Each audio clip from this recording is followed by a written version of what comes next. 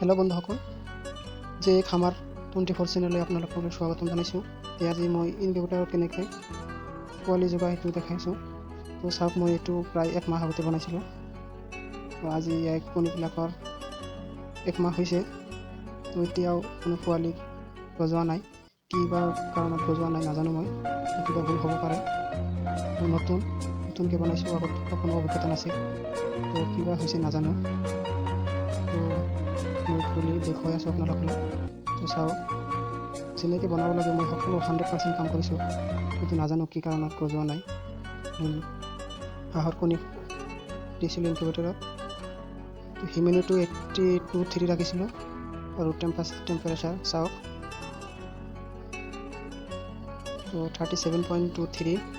তো 37.7 হ'লে এইটো ভিতৰৰ বাল্বটো অট'মেটিক অফ হৈ যাব। তো চাওক 5 হৈছে, 6।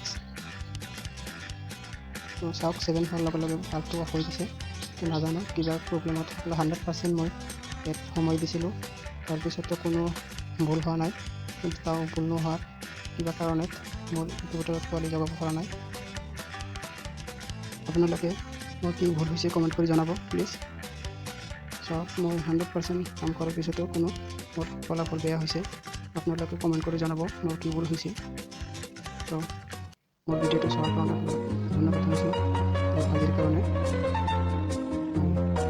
Bye bye. আপোনালোকে ভালেই থাকক, সুস্থ থাকক, সেয়াই মই কামনা কৰিলোঁ।